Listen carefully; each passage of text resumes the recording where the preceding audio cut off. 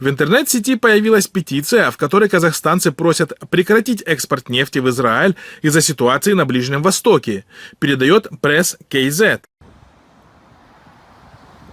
Петиция появилась на интернет-ресурсе для размещения онлайн-петиций Элеш Онлайн.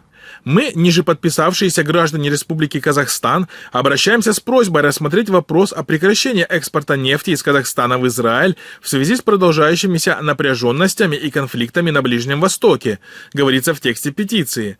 Причем тон петиции оказался весьма сдержанным и дипломатичным, без радикальных требований. Наша страна всегда выступала за мир и стабильность на международной арене.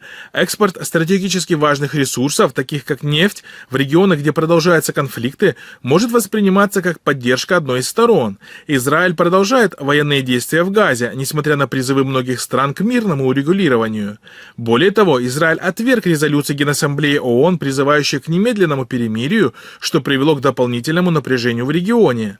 На данный момент петицию подписали более 20 тысяч человек. То, что огромное количество жертв, причем очень много безвинных жертв, люди, которые никакого отношения к политике не имеют, не принимают решения, но они просто оказались не в том месте, не в то время.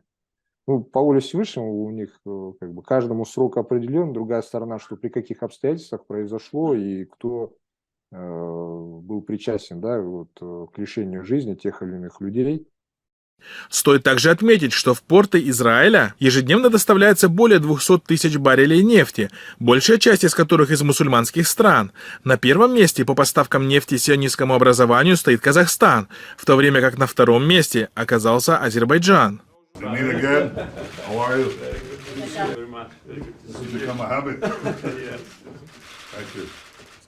Примечательно, что казахские активисты, объективно оценивая реальность режима в стране, даже не заикнулись об активной или даже военной помощи единоверцам в Палестине, как это произошло в других странах.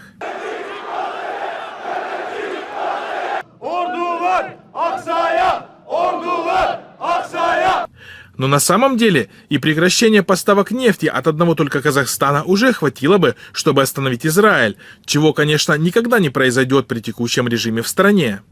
Нынешняя ситуация на Ближнем Востоке тоже не может не вызывать серьезной обеспокоенности. Хотел бы добавить, что Казахстан выступает решительно против использования террористических методов для решения актуальных международных проблем.